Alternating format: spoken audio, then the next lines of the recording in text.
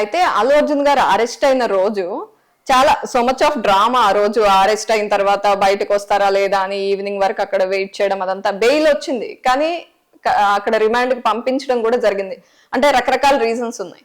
అది కూడా తప్పుపడుతూ చాలా మంది అది కావాలనే చేశారు, ఒక్క రోజైనా జైల్లో ఉంచాలి అనే ఉద్దేశంతోనే ఆయన లోపలికి పంపించారు, బెయిల్ వచ్చిన తర్వాత ఎందుకు లోపల ఉంచారని చాలా క్వశ్చన్స్ వచ్చాయి. అంటే మీరు ఏమంటారు దాని మీద? చాలా మందికి లీగల్ ప్రాసెస్ తెలియదు.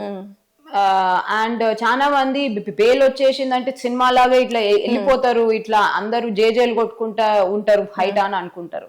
రియాలిటీ ఇలా అలా ఉండదు. మేము బ్రిటిష్ మాన్యువల్ ఫాలో అవుతాము. ఇక్కడ వచ్చిన ఇంటర్మ్ ఆర్డర్ ఎప్పుడు 7 గంటలకో ఎప్పుడో వచ్చింది. అది అక్కడికి చేరుకోవాలి, జైలుకి చేరుకొని మొత్తము ప్రాసెస్ కంప్లీట్ కావాలి.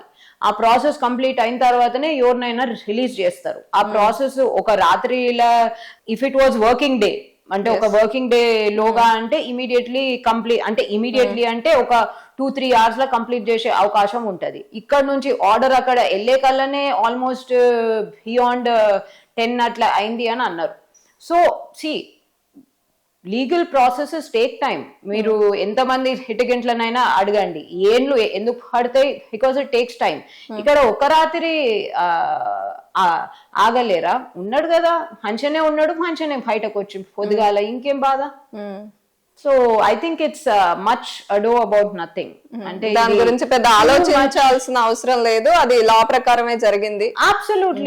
అబ్సల్యూట్లీ లా ప్రకారమే జరిగింది. దానికి నాకు తెలిసి మార్నింగ్ 6:37 కల్లా బయటకు వచ్చేసిండు. సో ఇంకేందండి దాని గురించి. సో రచన గారు, చాలా మంది లా బాగా తెలిసి తప్పులు చేసే వాళ్ళు ఉన్నారు.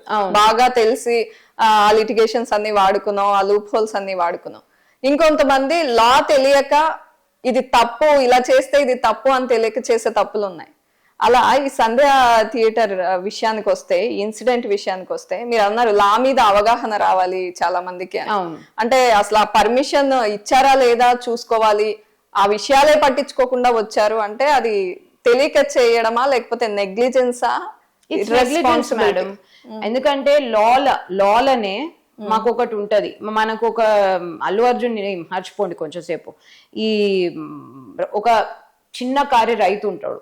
అతను రెండో తరగతో 3వ తరగతో వరకు ఏందో ఆలు చదువు ఉంటాడో, లేకపోతే అది కూడా అసలు చదివి ఉండడు. కానీ అతను ఆయన చేసుకునే పని అంటే లైక్ ఇప్పుడు పట్టా పాస్బుక్ ఏందో, లేకపోతే ఎవరన్నా ఆయన భూమిలోకి వస్తే వాళ్ళని ఆపడము, లేకపోతే పోలీస్ కంప్లైంట్ ఇవ్వడము, అదంతా టైంకి చేయకపోతే, there is a proverb in law, ignorance of law is not an excuse.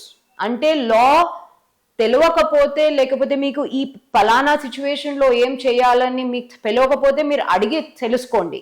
కానీ నాకు తెలియదు అందుకోసం ఆ ఎక్స్క్యూజ్ లేదు. So Allu Arjun can not claim it's an accident. Allu Arjun can not claim I did not have an intention to kill. అందరికీ తెలుసు he did not have an intention to kill, but he certainly created a situation that led to excess crowds and the eventual stampede and consequently her death and the serious grievous injuries to the boy. So ikkada consequential result important law lo. So ikkada undi naaku telvadu ani andaniki veelledu.